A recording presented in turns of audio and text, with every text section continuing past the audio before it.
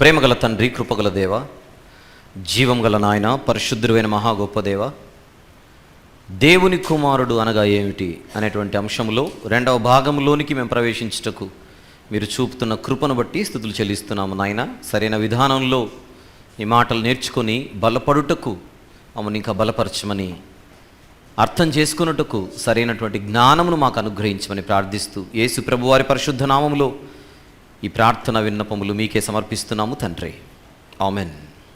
ప్రభునందు ప్రియులారా, దేవుని కుమారుడు అనగా ఏమిటి అనేటువంటి అంశాన్ని మనం మాట్లాడుకుంటున్నాం. మొదటి భాగాన్ని మనం ముగించుకొని రెండవ భాగంలోనికి మనము ప్రవేశిస్తున్నాం. మొదటి భాగంలో దేవుని కుమారుడు అనే ఒక ట్యాగ్ ఆయన మెడలోనికి రావడానికి గల మల్టిపుల్ రీజన్స్లో ఒక రీజన్ని మనం మాట్లాడుకున్నాం. అది మర్చిపోకుండా, అది పక్కన పెట్టకుండా, దాని మనసులో ఉంచుకొని మరొక కారణాన్ని మనం వినడానికి ఈ సమయాన్ని మనం వినియోగించుకుందాం.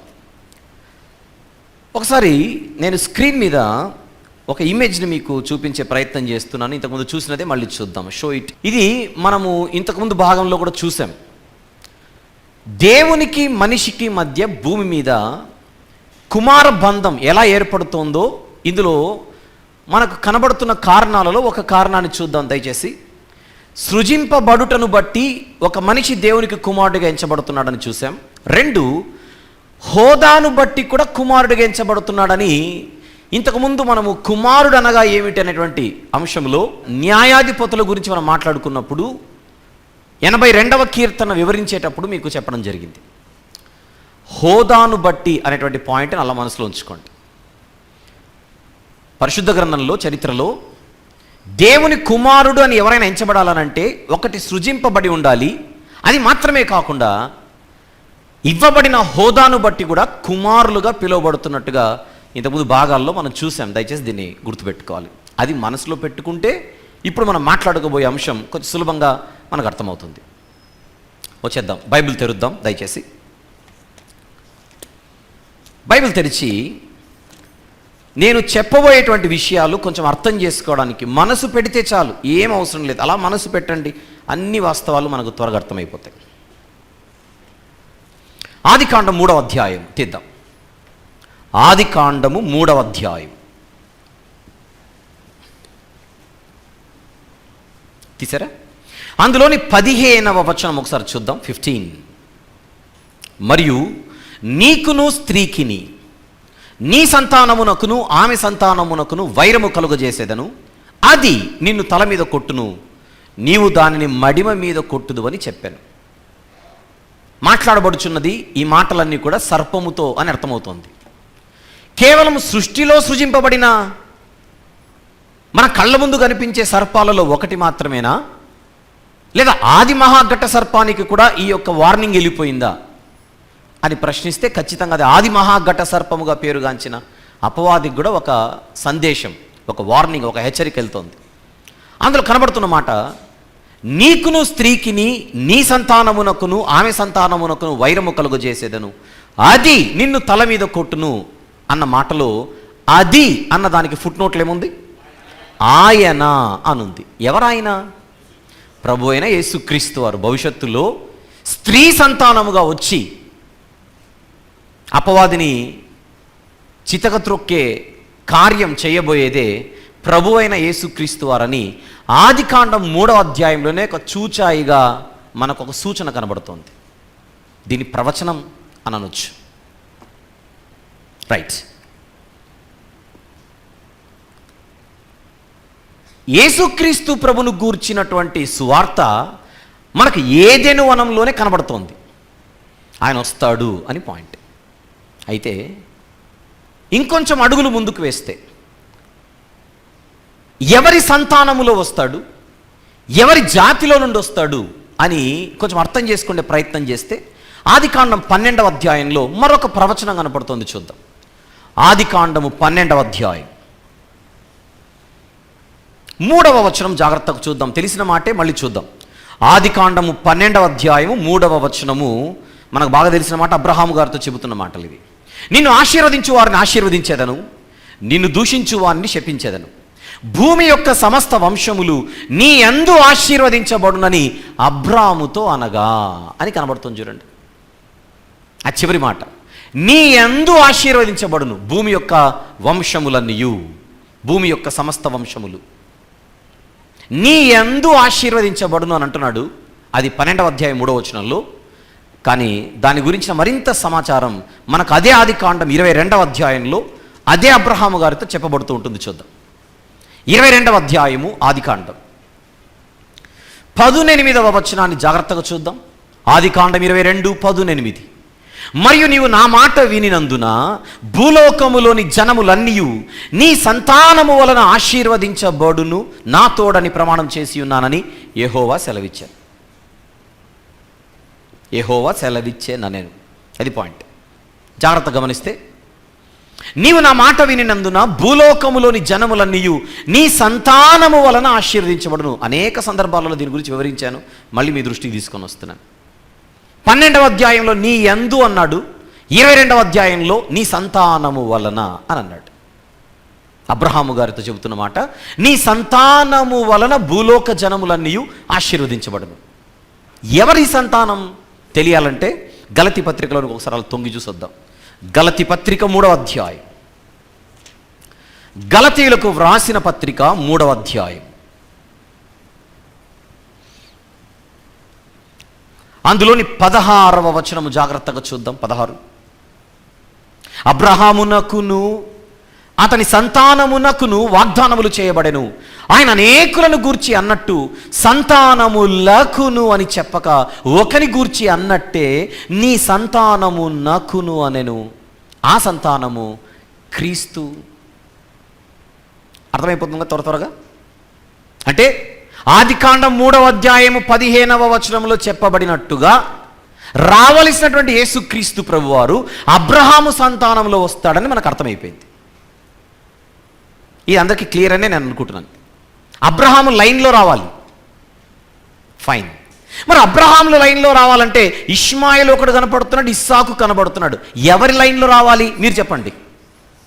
ఇస్సాకు లైన్లో రావాలి. మరి ఇస్సాకు దగ్గర ఆగితే అక్కడ 2 కుమారులు కనపడుతున్నారు, ఏషావు కనబడుతున్నాడు, యాకోబు గారు కనపడుతున్నారు. ఎవరి లైన్లో రావాలి? యాకోబు లైన్లో రావాలి. యాకోబు దగ్గరకు వస్తే మళ్ళీ అక్కడ 12 లైన్లు కనపడుతున్నాయి, 12 మంది కుమారులు కనుక.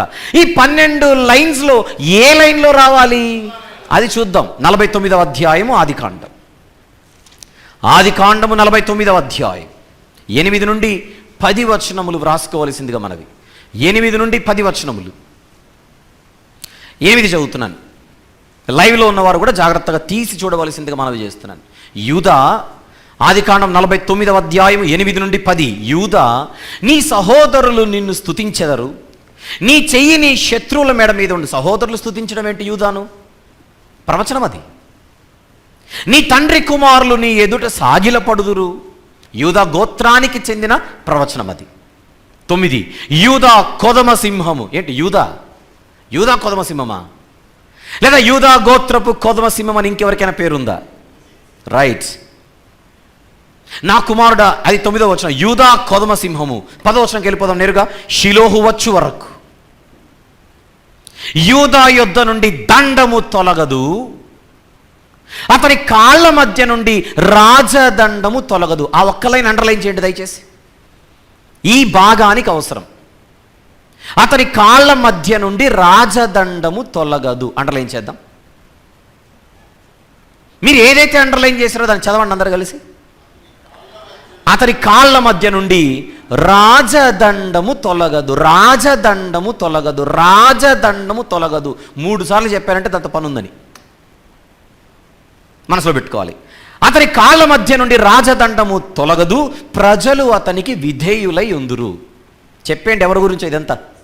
ప్రభు అయిన యేసుక్రీస్తు వారి గురించి. No confusion.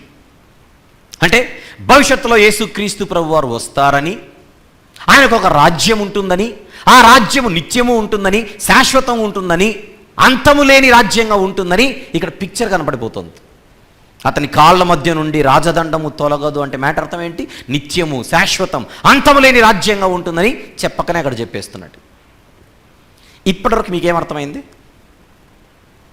స్త్రీ సంతానముగా వస్తాడు అంటే మనుష్య కుమారుడిగా, నంబర్ 1. మనుష్య కుమారుడిగా రాబోయేవాడు అబ్రహాము లైన్లో వస్తాడు. నంబర్ 2, అబ్రహాము లైన్లో రావలసిన వాడు యూదా గోత్రంలో నుంచి వస్తాడు. నంబర్ 3. ఇంతవరకు క్లియర్ కదా పిక్చర్ అందరికీ? రైట్.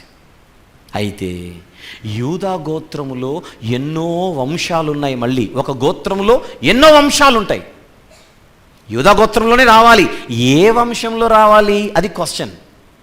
ఆ క్లారిటీ కూడా మనకు బైబిల్లో ఉందో లేదో చూద్దాం. సమూయేలు 2వ గ్రంథం. ఇప్పుడు మనం చూడబోయే వచనం చాలా చాలా చాలా ఇంపార్టెంట్, అస్సలు మర్చిపోకూడదు, జాగ్రత్తగా వ్రాసుకోవాలి. సమూయేలు 2వ గ్రంథం 7వ అధ్యాయం. దయచేసి 12 నుండి 14 వచనాలు అందరూ రాసుకోవాలి. 12 నుండి 14 వచనాలు జాగ్రత్తగా రాసుకోవాలి. ఈ 2వ భాగానికి, దేవుని కుమారుడు అనగా ఏమిటి అనేటువంటి 2వ భాగానికి, దేవుని కుమారుడు అనగా ఏమిటి అనే అంశంలో 2వ భాగానికి ఇప్పుడు మనం మాట్లాడుకుంటుంది అదే. కీలకమైన వచనాలలో ఇది ఒకటి, అందుకే చాలా ముఖ్యమైన వచనం అని చెప్తున్నాను. సమూయేలు 2వ గ్రంథం 7వ అధ్యాయము 12 నుండి 14. నీ దినములు సంపూర్ణము లగునప్పుడు నీవు నీ పితరులతో కూడా నిద్రించిన తరువాత నీ గర్భములో నుండి వచ్చిన నీ సంతతిని హెచ్చించి రాజ్యమును అతనికి స్థిరపరచెదను. రాజ్యమును అతనికి స్థిరపరచెదను. అండర్లైన్ చేయండి. రాజ్యమును అతనికి స్థిరపరచెదను. ఇందాక ఆదికాండం 49 అలాంటి మాటే మనం మాట్లాడుకొని వచ్చాం. అతని కాళ్ళ మధ్య నుండి రాజదండము తొలగదు. ఈ మీనింగ్స్ ఏమనిపించట్లేదు ఆ స్టేట్మెంట్కి ఈ స్టేట్మెంట్కి? Very good. రాజ్యమును అతనికి స్థిరపరచెదను. 13, అతడు నా నామఘనత కొరకు ఒక మందిరమును కట్టించును. అతడు నా నామఘనత కొరకు ఒక మందిరమును కట్టించును. నెక్స్ట్ మాట, అతని రాజ్య సింహాసనమును నేను నిత్యముగా స్థిరపరచెదను. సేమ్ ఆదికాండం 49లో ఏం కనపడుతోందో ఇక్కడ అదే కనపడుతోంది. అతని రాజ్య సింహాసనమును నేను నిత్యముగా స్థిరపరచెదను. నెక్స్ట్ మాట జాగ్రత్తగా చూద్దాం. నేను అతనికి తండ్రినై ఉందును, అతడు నాకు కుమారుడై ఉండును. మన అంశం ఏంటి? స్క్రీన్ మీద చూద్దాం అంశం ఏంటో. Show it on the screen please. Image number 1. అది మన అంశం. నోట్స్ రాసుకుంటున్నారా? అలానే రాసుకుంటున్నారా? మన అంశం ఏంటి? దేవుని కుమారుడు అనగా ఏమిటి, పార్ట్ 2. ఆ పార్ట్ 2లో ఇప్పుడు ఒక వచనాన్ని చూసాం. ఆ వచనంలో ఒక 2 విషయాలు కనబడుతున్నాయి. అదేంటో చూద్దాం. Next image please. దయచేసి స్క్రీన్ మీద కనపడుతున్న 2 వాక్యాలను చదవండి. అతని రాజ్య సింహాసనమును నేను నిత్యముగా స్థిరపరచెదను, నేను అతనికి తండ్రినై ఉందును. ఫ్యూచర్. నెక్స్ట్, అతడు నాకు కుమారుడై ఉండును. ఫ్యూచర్. తెలుగు వచ్చుగా అందరికీ? వచ్చు కదా? రైట్. నేను అతనికి తండ్రినై ఉందును అంటే ఫ్యూచర్ కాదు. నేను అతనికి తండ్రినై ఉందును. ఫ్యూచర్. అతడు నాకు కుమారుడై ఉండును. ఫ్యూచర్. ఎప్పుడు? మళ్ళీ స్క్రీన్ మీద చూద్దాం. ఎప్పుడు? ఆ పైంది జరిగినప్పుడు. ఏమిటది? అతని రాజ్య సింహాసనమును నేను నిత్యము స్థిరపరచెదను. అంటే క్లూ చెప్తున్నాను. అంటే భవిష్యత్తులో ఒక సింహాసనం మందు అతను కూర్చుంటాడు. అలా కూర్చున్నప్పుడు నేను అతనికి తండ్రినై ఉందును, అతడు నాకు కుమారుడై ఉండును. అంటే ఈ క్లూ చెప్తున్నా, ఇంకా వివరణ ఇవ్వాలా. ఆ రెండు జాగ్రత్తగా చూడండి. అవి 2 జంట ప్రవచనాలు అంటారు. నన్ను చూడాలి జాగ్రత్తగా. జంట ప్రవచనాలు అవి 2 చెబుతున్నాడు ఇక్కడ. ఒకటి రాజ్యం స్థిరపరచబడ, అంటే రాజ్య ప్రారంభం. ఆయన ఎవరి గురించి అయితే మాట్లాడుతున్నాడు ఇక్కడ, ఎక్స్క్యూజ్ మీ, ఆయన ఎవరి గురించి అయితే మాట్లాడుతున్నాడో ఆయన సింహాసనం ఎక్కాలి. ఆయన సింహాసనం ఎక్కిన వెంటనే ఒక ప్రవచనం నెరవేరుతుంది. ఏమిటది? నేను అతనికి తండ్రినై ఉందును, అతడు నాకు కుమారుడై ఉంటును. ఆ రెండింటిని విడగొట్టకూడదు. ఈరోజు ఈ పార్ట్ అయిపోయేసరికి మీకు పిక్చర్ క్లారిటీ వస్తుంది. కాకపోతే ముందే క్లూ చెప్పుకుంటూ వస్తున్నాను. వీటిని విడగొట్టి చూడకూడదు. వేటిని విడగొట్టి చూడకూడదు? రాజ్యాన్ని, కుమార ప్రవచనాన్ని. రాజ్యాన్ని, కుమార ప్రవచనం. కుమారుడు అనబడతాడనేది ప్రవచనం. అర్థం చేసుకోండి. కుమారుడు అనబడును ప్రవచనం. రాజ్యం, కుమార ప్రవచనం. రాజ్య ప్రవచనం, కుమార ప్రవచనం. చెప్పాలి, రాజ్య ప్రవచనం, కుమార ప్రవచనం. రాజు వస్తాడు, కుమారుడు అనబడతాడు. రాజు వస్తాడు, కుమారుడు అనబడతాడు. ఈ జంట ప్రవచనాలు ఇవి. ఇంతకు ఎవరి గురించి ఇది? మందిరము కట్టిస్తాడు దావీదు. ఎవరితో చెప్తున్నాడు? ఇది దావీదు వంశం. ఇది ఎక్స్క్యూజ్ మీ, 2వ సమూయేలు గ్రంథంలో 7వ అధ్యాయంలో 12 నుంచి 14 వచనాలలో చెప్పబడుతున్న విషయాలు దావీదు గారికి చెప్పబడుతున్నాయి. దావీదు గారు ఏ గోత్రికుడు? యూదా గోత్రికుడు. యూదా గోత్రములో దావీదు వంశం అన్నమాట ఇది. చెప్పండి, భూలోకములో దేవుడు ఎవరిని ఎన్నుకున్నాడు? అబ్రహాము గారిని ఎన్నుకున్నాడు. అబ్రహాము లైన్లో ఎవరిని ఎన్నుకున్నాడు? ఇస్సాకు గారు. ఇస్సాకు కుటుంబంలో ఎవరిని ఎన్నుకున్నాడు? యాకోబు గారు. యాకోబు 12 మంది కుమారుల్లో ఈ ప్రవచనాలు నెరవేరడానికి ఏ గోత్రాన్ని తీసుకుంటున్నాడు? యూదా గోత్రం. యూదా గోత్రములో ఎన్నో వంశాలు ఉండగా ఆయన ఎన్నుకుంటున్న వంశం పేరే దావీదు వంశం. అయితే బైబిల్లో మనకు 13వ వచనంలో 7వ అధ్యాయంలో సమూయేలు 2వ గ్రంథంలో అతడు నా నామఘనత కొరకు ఒక మందిరమును కట్టించును అని ఒకరి గురించి చెప్పబడుతోంది. చరిత్రలో మందిరాన్ని కట్టించిన రాజు ఎవరైనా ఉన్నారా పాత నిబంధనలు అంటే? సొలొమోను గారు ఉన్నారు. మరి సొలొమోను గారికి అప్లై అవ్వదా ఇది? అవుతుంది. ప్రవచనాలలో కొన్ని ప్రవచనాలను డబుల్ ప్రాఫెసీస్ అని అంటారు. ఏమంటారు? డబుల్ ప్రాఫెసీస్ లేదా డ్యూయల్ ప్రాఫెసీస్ లేదా టూఫోల్డ్ ప్రాఫెసీస్ అని అంటారు. తెలుగులో ద్విముఖ ప్రవచనాలు. బైబిల్లో నుంచి చూద్దాం, ఇది సొలొమోను గారికి అప్లై అవుతుందో లేదో చూద్దాం జాగ్రత్తగా. దినవృత్తాంతముల మొదటి గ్రంథం, దినవృత్తాంతముల మొదటి గ్రంథం 28వ అధ్యాయం. ఇంతకుముందు కూడా చూపించాను. కుమారుడు అనగా ఏమిటి అనే అంశంలో నాకు గుర్తుండి మళ్ళీ ఇక్కడ చూద్దాం. 2వ వచనం నుంచి 6వ వచనం వరకు మీరు రాసుకోవాలి. 2 నుండి 6 వచనాలు రాసుకోవాలి. 2వ వచనం మాత్రం సందర్భ పరిచయం కోసం. అప్పుడు రాజైన దావీదు లేచి నిలవబడి ఇలాగ సెలవిచ్చాను, నా సహోదరులారా, నా జనులారా, నా మాట ఆలకించుడి. అంటే ఇది దావీదు గారు మాట్లాడుచున్నారు అని అర్థమైంది. ఇప్పుడు నేరుగా 5-6 వచనాలు చూసేద్దాం. 5-6 వచనములు చాలా జాగ్రత్తగా గమనించాలి. యెహోవా నాకు అనేక మంది కుమారులను దయచేసి ఉన్నాడు.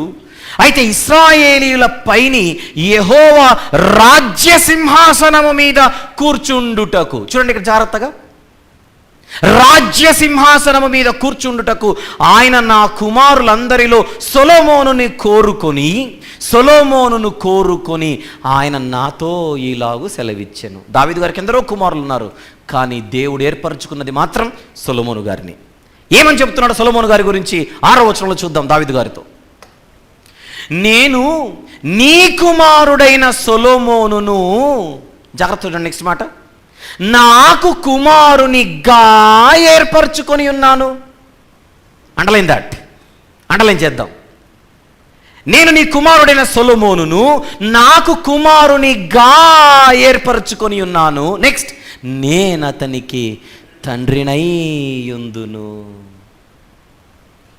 పైన ఏం చెప్పాడు 5వ వచనంలో?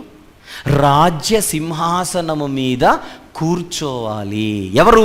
నీ కొడుకుల్లో ఒకడు, నీ వారసుడిగా. ఎవరు పడితే వాళ్ళు కాదు, సొలొమోను మాత్రమే. ఆ సొలొమోనును నేను సింహాసనము మీద కూర్చుండబెట్టెదను. అలా నేను కూర్చుండబెట్టినప్పుడు అతడు నాకు కుమారుడై ఉండును, నేను అతనికి తండ్రినై ఉందును. చూడండి 5వ వచనం 6వ వచనం మళ్ళీ జాగ్రత్తగా. ఇశ్రాయేలీయుల పైన యెహోవా రాజ్య సింహాసనం మీద కూర్చుండుటకు ఆయన నా కుమారులందరిలో సొలొమోనును కోరుకొని నాకు ఇలాగ సెలవిస్తున్నాడు. దేని మీద కూర్చుండుటకు? అంటలేం చేయండి ఆ మాటను. దేని మీద కూర్చుండుటకు? రాజ్య సింహాసనము మీద కూర్చుండుటకు నా కుమారులలో సొలొమోనును ఆయన కోరుకున్నాడు. కూర్చుండబెడతాడట. నెక్స్ట్ మాట, అంటే హోదా ఇవ్వడం. అది మీరు అర్థం చేసుకుంటున్నారు లేదో? హోదా, సింహాసనం మీద కూర్చుండబెట్టడం అనేది ఒక హోదా. న్యాయాధిపతులుగా హోదా ఇచ్చాడు. జనుల మధ్య కుమారులను పిలుస్తున్నాడు. జంట ప్రవచనాలు ఇవి. రాజుగా అవ్వడం, కుమారునిగా పిలువబడడం, రాజుగా అవ్వడం, కుమారునిగా పిలువబడడం. సింహాసనం మీద కూర్చోవడం అంటే బాధ్యతలు తీసుకోవడం. ఎక్స్క్యూజ్ మీ, సింహాసనం మీద కూర్చోవడం అంటే అర్థం ఏంటి? పరిపాలనా బాధ్యతలు తీసుకోవడం. అది మీరు అర్థం చేసుకోవాలి. చివరి వరకు ఈ మాటను అసలు మర్చిపోకండి. పరిపాలనా బాధ్యతలు చేపట్టడం, నాకు కుమారునిగా పిలువబడడం అంటే హోదా కంటే ఇంకా మంచి మాట ఏంటి ఇక్కడ? బాధ్యతలు. రాజ్య పరిపాలనా బాధ్యతలు నీ కుమారులలో ఒకడు చేపడతాడు. అలా చేపట్టినప్పుడు అతనికి నేను చెప్పండి తండ్రిని అవుతాను, అతడు నాకు కుమారుడు అవుతాడు. అంటే సొలొమోను గారికి కూడా అప్లై అవుతుంది ఇది. రైట్. సమూయేలు 2వ గ్రంథం 7వ అధ్యాయము 13, 14 వచనాలలో కనబడుతున్న ఈ జంట ప్రవచనాలు 12 గోత్రాల ఇశ్రాయేలు ప్రజలకు నిరీక్షణగా మారిపోయాయి. ఇశ్రాయేలు 12 గోత్రాల మధ్య ఇది చాలా చాలా ప్రాముఖ్యమైనటువంటి ప్రవచనం. ఇది ఈ ప్రవచనం తెలియని వారు ఎవరు లేరు. ఏమిటది? ప్రపంచాన్ని బాగు చేయడానికి రాజు మా జాతిలో నుండి వస్తాడు, యూదా గోత్రంలో నుండి వస్తాడు. ఇంకా చెప్పాలంటే బెత్లెహేంలో నుండి వస్తాడని కూడా ప్రవచనం ఉంది మీకా గ్రంథంలో. చూద్దాం అది కూడా. మీకా గ్రంథం 5వ అధ్యాయం. మీకా గ్రంథము 5వ అధ్యాయం బాగా తెలిసిన మాట. డిసెంబర్లో కొంచెం ఫేమస్గా దీన్ని చదువుకుంటూ ఉంటాం. రైట్. 5వ అధ్యాయం 2వ వచనం.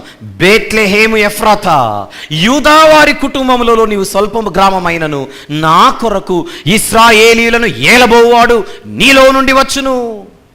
చూసారా ప్రవచనాలు ఇవి? ఇశ్రాయేలీయులను ఏలబోవాడు నీలో నుండి వచ్చును. బెత్లెహేమా, యూదయలోని ప్రాంతం. ఈ ప్రవచనాలన్నీ నెరవేరాలని ఇశ్రాయేలీయులు ఎదురు చూస్తున్నారు. 12 గోత్రాల వారికి ఇవి చాలా వెల్ నోన్ ప్రాఫెసీస్. మర్చిపోకండి, మనం మాట్లాడుకుంటోంది సమూయేలు 2వ గ్రంథం 7వ అధ్యాయము 13, 14 వచనాలు. రాజు వస్తాడు, కుమారుడు అనబడతాడు.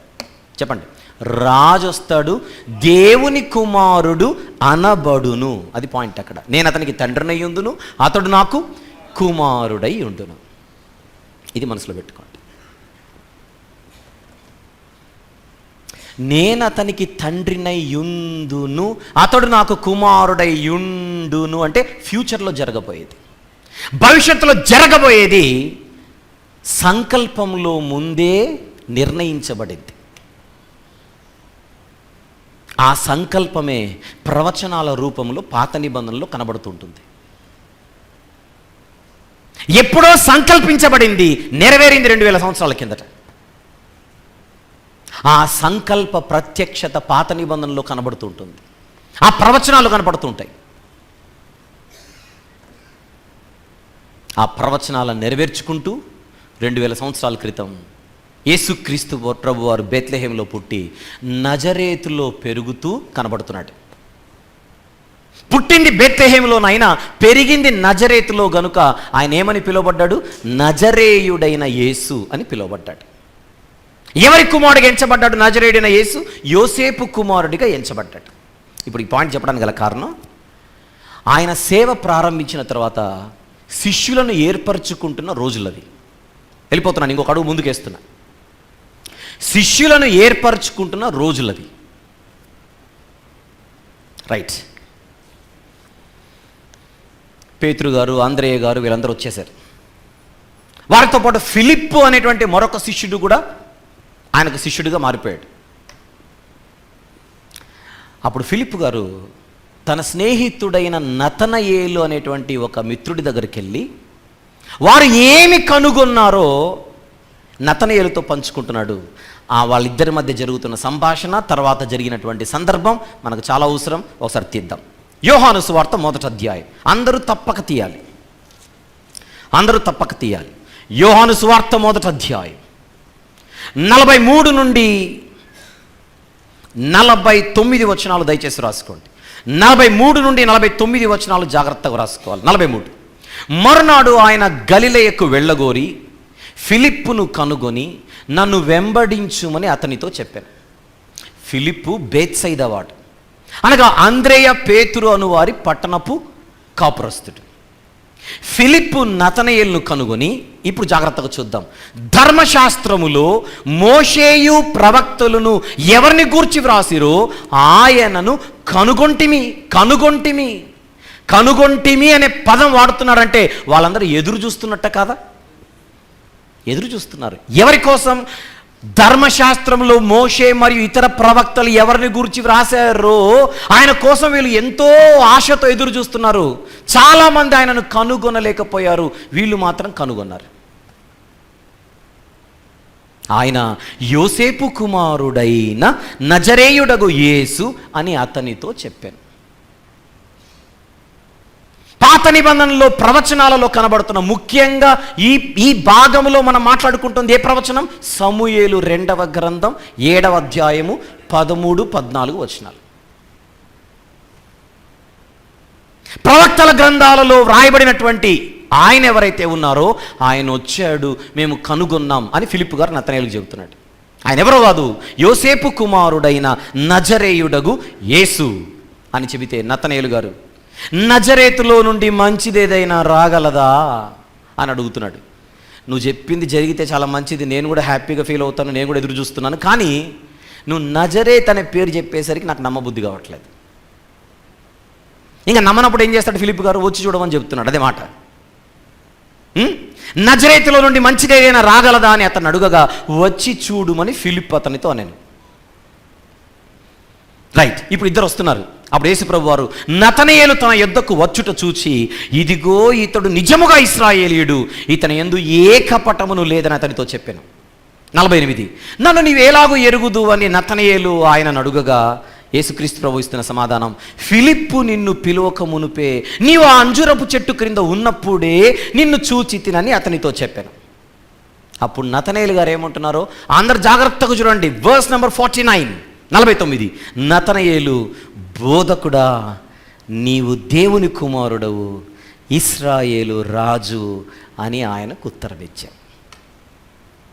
గమనించండి, ఇక్కడ యేసు ప్రభు నతనయేలు ఇంతకుముందు ఏ చెట్టు కింద ఉన్నాడో చెప్పగానే నతనయేలు గారికి ఫిలిప్పు గారు చెప్పిన విషయాలు, ఇప్పుడు కళ్ళ ముందు జరుగుతున్నటువంటిది, ఆయన మాట్లాడుతున్నటువంటిది అంతా చూసిన తర్వాత వెంటనే స్ట్రైక్ అయిపోయింది. ధర్మశాస్త్రములో మోషే మరియు ఇతర ప్రవక్తలు ప్రవచించిన ప్రవచనాలలో కనబడుతున్నది మా అందరి నిరీక్షణ ఈయనే అని వెంటనే ఏం గుర్తుకు తెచ్చుకున్నాడు చూడండి అన్నమాట. 49లో, నీవు దేవుని కుమారుడవు, ఇశ్రాయేలు రాజువు. నీవు దేవుని కుమారుడవు, ఇశ్రాయేలు రాజువు. దేవుని కుమారుడు దగ్గర ఆగొచ్చుగా, పోనీ రాజు అని చెప్పి ఆగిపోవచ్చుగా. రెండిటిని కాంబినేషన్లో చెబుతున్నాడు చూడండి. ఏమిటా కాంబినేషన్? రాజు దేవుని కుమారుడు అనబడతాడు, రాజు దేవుని కుమారుడు అనబడతాడు. ఎక్కడుంది ప్రవచనం? అక్కడే సమూయేలు 2వ గ్రంథం 7వ అధ్యాయం 13-14 వచనాలలో రాజుగా, అంతేనా, రాజుగా వస్తాడు, రాజు అవుతాడు, లేదా రాజుగా కనబడతాడు. నేను అతనికి తండ్రినై ఉండును, చెప్పండి, అతడు నాకు కుమారుడై ఉండును. జంట ప్రవచనాలవే. వీటిని విడగొట్టకూడదు. అది ఎప్పుడో జరుగుతుంది, ఇది ఎప్పుడో జరుగుతుంది కాదు.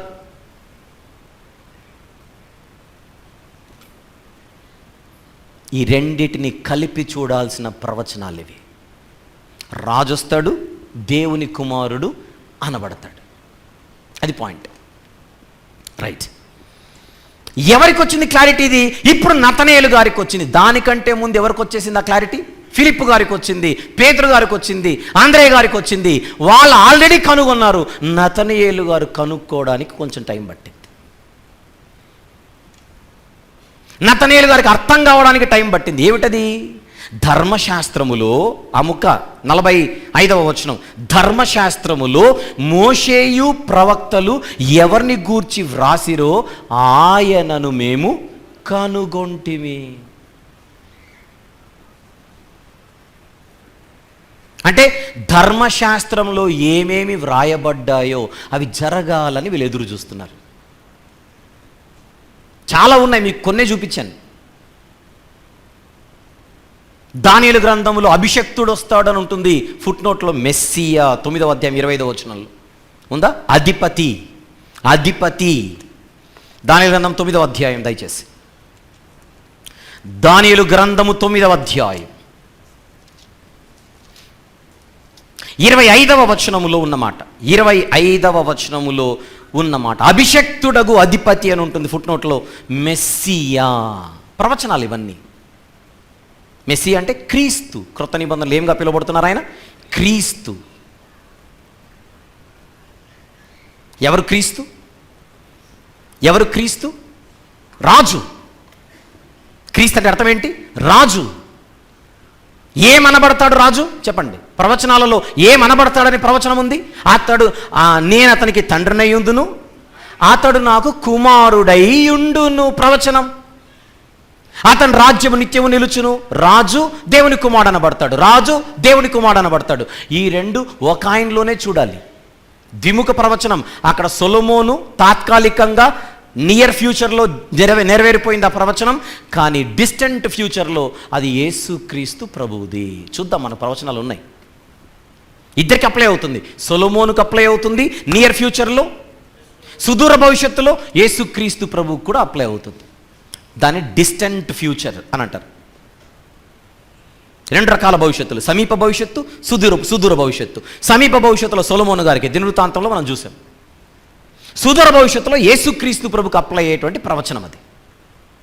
విందాం జాగ్రత్తగా. సో ప్రవచనాలలో ఆయనకు రెండు ట్యాగ్స్ కనపడుతున్నాయి. ఒకటి రాజు, రెండు కుమారుడు, దేవుని కుమారుడు.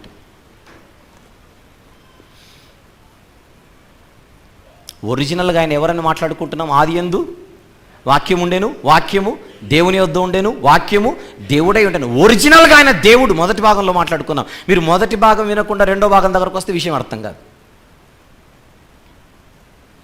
కానీ బాధ్యతల విషయంలో ఆయన భవిష్యత్తులో ప్రభుత్వ బాధ్యతలను చేపడతాడు, పరిపాలనా బాధ్యతలు చేపడతాడు. ఆ బాధ్యతలు చేపట్టినప్పుడు ఆయనకు ఆ బాధ్యతలను బట్టి ఏ ట్యాగ్ వచ్చేస్తుంది? మళ్ళీ దేవుని కుమారుడు అనే ట్యాగ్ వస్తుంది. సొలొమోను గారికి రాలేదు ఇందాక దినవృత్తాంతాలు మొదటి గ్రంథం 28:6లో, నీ కుమారుడైన సొలొమోనును నాకు కుమారునిగా ఏర్పరచుకోవడం. కుమారునిగా ఏర్పరచుకోవడం ఏంటి? బాధ్యతలు ఇవ్వడం, బాధ్యతల విషయంలో వారసునిగా తీసుకోవడం, బాధ్యతలు అప్పగించడం. అది పాయింట్ అక్కడ. కుమారుడు అనే ట్యాగ్కున్న వెనకల మీనింగ్ మనకు అర్థమవుతుంది. మా కోసం మెస్సియా వస్తాడు. ప్రవచనాలలో ఉన్న మెస్సియా వస్తాడు. ఆ మెస్సియాకు దేవుని కుమారుడు అనే ఒక ట్యాగ్ ఉంటుంది. ఆ బాధ్యతలను బట్టి ఆయనకు దేవుని కుమారుడు అనేటువంటి ట్యాగ్ ఉంటుంది అని ఎరిగినటువంటి ప్రజలు ఎదురు చూస్తున్నారు. ప్రవచనాలలో కనపడుతున్నది. రైట్. అయితే శిష్యులకు వచ్చిన క్లారిటీ మిగిలిన ప్రజలకు అర్థం కాలేదు. అందుకే మనుష్య కుమారుడు ఎవడని జనులు అనుకొనుచున్నారంటే ఏమంటున్నారు వాళ్ళు? కొందరేమో ఏలియా అని. మత్తయి సువార్త 16 యేసు ఫిలిప్పుదైన కైసరే ప్రాంతములకు వచ్చి మనుష్య కుమారుడు ఎవడని జనులు చెప్పుకొనుచున్నారని తన శిష్యులను అడుగగా వారు కొందరు బాప్తిస్మమిచ్చి యోహాననియు, కొందరు ఏలియానియు, కొందరు ఇర్మియా అనియు, లేక ప్రవక్తలలో ఒకడనియు చెప్పుకొనుచున్నారనిరి. గమనించండి జాగ్రత్తగా. ప్రజలకు అర్థం కాని శిష్యులకు అర్థమైంది. ప్రజలు ఏమనుకుంటున్నారు? ఆయన్ని బాప్తిస్మమిచ్చి యోహాను అంటే సమూయేలు 2వ గ్రంథంలో ఉన్న ప్రవచనం ఈయనలో నెరవేరుతోందని వాళ్ళకి అర్థం కావట్లా. ఏలియా అనుకుంటున్నారు, ఇర్మియా అనుకుంటున్నారు, ప్రవక్తలలో ఒకడని అనుకుంటున్నారు. అంటే వీళ్ళందరికీ ఏమర్థం కాలేదు? చెప్పండి. ప్రవచనాలలో ఉన్నది ఆయన గురించే అని వీళ్ళకి అర్థం కావట్లేదు. ప్రవచనాలలో ఏమిగా కనపడుతున్నాడు? రాజుగా వస్తాడు, దేవుని కుమారుడు అనబడతాడు. పాయింట్ మీరు మిస్ అవ్వకూడదు. రాజుగా వస్తాడు, దేవుని కుమారుడు అనబడతాడు. రాజుగా వస్తాడు, దేవుని కుమారుడు అనబడతాడు. అనబడును, నేను అతనికి తండ్రినై ఉందును, అతడు నాకు కుమారుడై ఉండును. ఫ్యూచర్ అది. ఒరిజినల్గా ఎవరు? దేవుడు. మొదటి భాగంలో ఏం చూసాం? దేవుని వలన కన్యక గర్భము ధరించి కుమారుని కంటే ఆయన దేవుని కుమారుడు అనబడును. అదొక రీజన్. ఇది ఇంకొక రీజన్.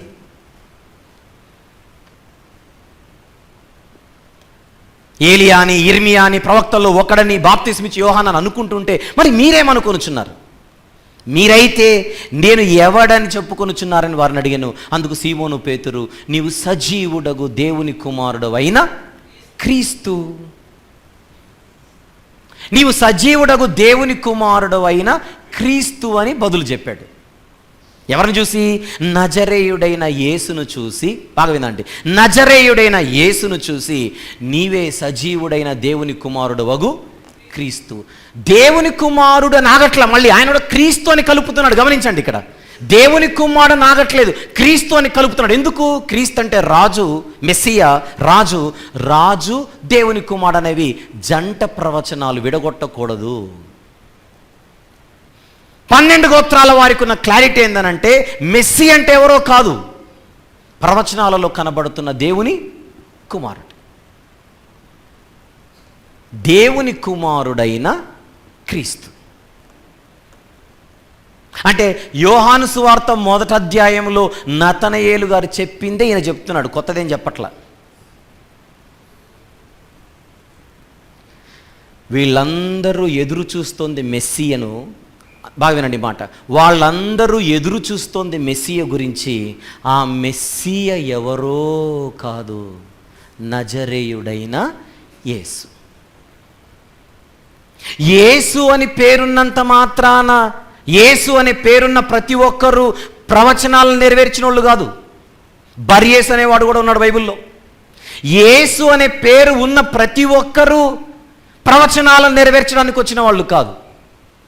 కేవలము నజరేయుడైన యేసే ప్రవచనాలలో కనబడుతున్న దేవుని కుమారుడైన క్రీస్తు. ఫిలిప్పు గారు అదే చెప్పారు నతనేలుకు, మేము ప్రవక్తలు చెప్పిన ఆయనను కనుగొంటిమి, ఆయన యోసేపు కుమారుడైన. ఎంత ఎంత ఎంత క్లీన్గా క్లారిటీ ఇస్తున్నాడు చూడండి. యోసేపు కుమారుడైన, చెప్పండి, నజరేయుడగు యేసు. యోసేపు కుమారుడైన నజరేయుడగు యేసు. ఎవరు నజరేయుడగు యేసు? ప్రవచనాలలో కనబడుతున్న దేవుని కుమారుడైన రాజు. అది పాయింట్ అక్కడ. నేను వెళ్ళిపోయిన తర్వాత అబద్ధపు క్రీస్తులు వస్తారు, అనేకులు నా పేరట వచ్చి నేనే క్రీస్తునని చెప్పి పలువురిని ఏం చేస్తారట? మోసపరిచేదట. చూద్దాం 4వ వచనం, 24వ అధ్యాయం మత్తయి సువార్త 24వ అధ్యాయం 4వ వచనం నుండి. యేసు వారితో ఎట్లా, నేను ఎవడును మిమ్మల్ని మోసపరచకుండా చూచుకొనుడి, అనేకులు నా పేరట వచ్చి నేనే క్రీస్తునని చెప్పి పలువురిని మోసపరచెదరు. ఎందుకంటే వీళ్ళందరూ ఎదురు చూస్తోంది క్రీస్తు కొరకు. కానీ క్రీస్తు ఎవరో కాదయ్యా, నజరేయుడైన యేసే క్రీస్తుని నమ్మాలి. నజరేయుడైన యేసే క్రీస్తుని నమ్మాలి. ఇంకెవరిని పడితే వారిని క్రీస్తుని నమ్మకండి, ఎవరిని పడితే వారి కోసం ఎదురు చూడకండి. మా ఊర్లో పుట్టాడు క్రీస్తు, మా ఇంటి వెనకలు ఉన్నాడు క్రీస్తు, నలందలో కనపడ్డాడు, నల్లమలలో కనపడ్డాడు అంటే నమ్మకూడదు. నజరేయుడైన యేసే క్రీస్తుని నమ్మాలి. యేసే క్రీస్తు. ఏ యేసు క్రీస్తు? చెప్పండి, ఏ యేసు క్రీస్తు అయి ఉన్నాడు? నజరేయుడైన యేసే క్రీస్తు అయి ఉన్నాడు. ఫిలిప్పు గారు ఇచ్చిన క్లారిటీ అది.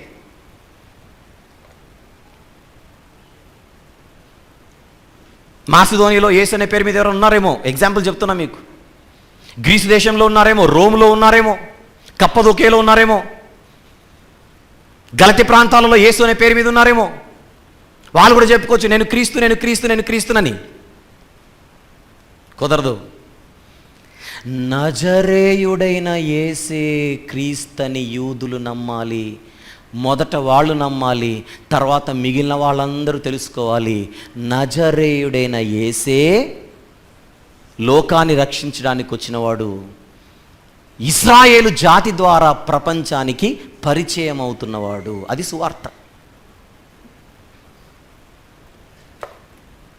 విషయం ఏంటంటే, మొదటి శతాబ్దములో భయంకరమైన మోసగాండ్లు, దొంగ అపోస్తలులు, అబద్ధపు క్రీస్తులు. మత్తయి సువార్త 24:24, మత్తయి సువార్త 24:24. ఆ మాట చాలా ఇంపార్టెంట్. ఇక్కడ 23 నుంచి చూద్దాం, 23 నుండి చూద్దాం. ఆ కాలమందు ఎవడైనను, చూడండి అక్కడ మాట, ఆ కాలమందు ఎవడైనను ఇదిగో క్రీస్తు ఇక్కడున్నాడు అక్కడున్నాడని చెప్పిన ఎడల నమ్మకుడి.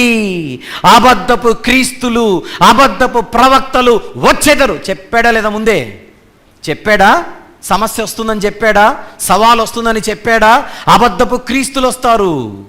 ఇదిగో క్రీస్తు ఇక్కడున్నాడు, ఇదిగో క్రీస్తు అక్కడున్నాడు అని అనేక మందిని మోసపరుస్తారు. ఏ ఊరిలో పడితే ఆ ఊరిలో పుట్టి వచ్చినవాడు కాదు, ఏ ఊరికి పడితే ఆ ఊరికి చెందినవాడు క్రీస్తు అవ్వలేడు. కేవలము నజరేయుడైన యోసేపు కుమారుడిగా ఎంచబడి ఉండాలి. అది చూడండి అక్కడ పాయింట్. అక్కడ ఫిలిప్ గారు ఇస్తున్న క్లారిటీ ఏంటి? నతనేలు గారికి, యోసేపు కుమారుడైన నజరేయుడగు యేసే మనందరం ఎదురు చూస్తున్న క్రీస్తు. ఇంకా తలకాయ లేనోడు, అడ్రస్ లేనోడు, ఏమాత్రం డీటెయిల్స్ లేనోడు, వాళ్ళందరూ కూడా క్రీస్తులు అవ్వలేరు. మీకు ఇది చూపించడానికి, ఇంత నొక్కి చెప్పడానికి గల ముఖ్య కారణం, మొదటి శతాబ్దములో ప్రభు ముందే చెప్పాడు అబద్ధపు క్రీస్తులు వస్తారని. కానీ ఒరిజినల్ మాత్రం ఒక్కడే. ఎవరా ఒరిజినల్? నజరేయుడైన యేసే, ఇశ్రాయేలీలందరూ కనుగొనవలసిన క్రీస్తు. ఇది ప్రాబ్లం. యేసు ప్రభువు వారు మరణించి సమాధి చేయబడి తిరిగి లేచి వెళ్ళిపోయిన తర్వాత అపోస్తలుల మీద ఒక బాధ్యత ఉంది. ఏమిటా బాధ్యత? ప్రజలు ఎవరిని పడితే వారిని క్రీస్తు నమ్మకుండా మేము ప్రకటిస్తున్న నజరేయుడైన యేసే మీరందరూ ఎదురు చూస్తున్న, మీరందరూ కనుగొనవలసిన క్రీస్తు. అది మీరు నమ్మాలి. అందుకే మా సువార్త, అందుకే మా బోధలు, అందుకే మా పుస్తకాలు, అందుకే మా పత్రికలు. మనుష్య కుమారుడు ఎవరని జనులు అనుకొనుచున్నారంటే, కొందరు యోహాను అని అనుకుంటున్నారంటే, మరి క్రీస్తు ఎవరు? మీరందరూ ఎదురు చూస్తున్న క్రీస్తు ఎవరు? ఆయన కాదు. మరెవరు? వస్తాడని ఎదురు చూస్తున్నారు. ఇంకెవరో వస్తారని మీరు నమ్మితే మీకు ప్రమాదం. మీరు ఎదురు చూస్తున్నవాడు ఆల్రెడీ వచ్చాడు. ఈయన నమ్మండి. మేము ప్రకటిస్తున్న యేసే క్రీస్తు. ఆయనను క్రీస్తుని నమ్మకుండా, ప్రవచనాలలో కనబడుతున్నది ఆయన గురించి అని నమ్మకుండా, ఆయనను చూసి ఏలియా అనుకుంటారా? ఆయనను చూసి ఇర్మియా అనుకుంటారా? ఆయనను చూసి యోహాన్ అనుకుంటారా? లేకపోతే ఆయనను చూసి ఓ ప్రవక్తలలో ఒకడు అనుకుంటారా? మళ్ళీ మీరందరూ ఎదురు చూస్తున్న నిరీక్షణ, మీరందరూ 12 గోత్రాల వారు ఎదురు చూస్తున్నటువంటి మెస్సీ ఎక్కడ వస్తాడు? ఇంకా ప్రజలేమో వస్తాడు అనుకుంటున్నారు, శిష్యులేమో వచ్చాడు ఆయనే ఈయనని నమ్మేశారు. అందుకే ప్రభు నేనే ఆయననని, నేనే ఆయననని మీరందరూ ఎదురు చూస్తున్నది, మీరందరూ ఎదురు చూస్తున్న ఆయన నేనేనని రేపు పొద్దున్న ఎత్తబడిన తర్వాత మీరు తెలుసుకుంటారు. యోహాను సువార్త 8, యోహాను సువార్త 8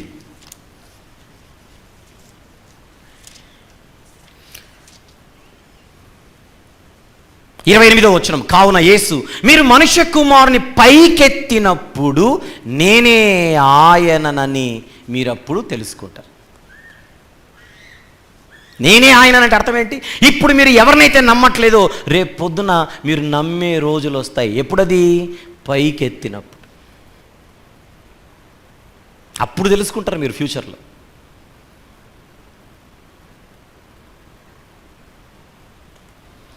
నిత్య జీవం రావాలంటే యేసుక్రీస్తు ప్రభు వారు సిలువలో కార్చిన రక్తమే శరణ్యం.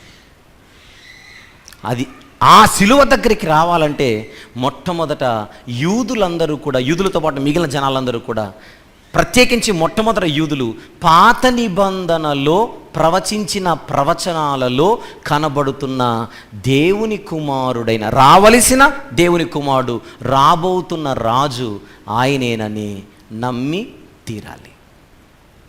కానీ మత్తయి సువార్త, మార్కు సువార్త, లూకా సువార్త, యోహాను సువార్త, ఈ సువార్తలన్నీ, ఈ పుస్తకాలన్నీ ఏ కాంటెక్స్ట్లో, ఏ సందర్భంలో రాయబడ్డాయి చెప్పనా? అనేక సవాళ్ళు. ఆ సవాళ్ళు ఎలాంటి సవాళ్ళు అంటే ఇప్పుడు మనం మాట్లాడుతున్న సందర్భంలో అబద్ధపు క్రీస్తులు పుడుతున్న సమాజం. ఇంకొంతమంది ఏమో ఇంకా వస్తాడని ఎదురు చూస్తున్న సమాజం.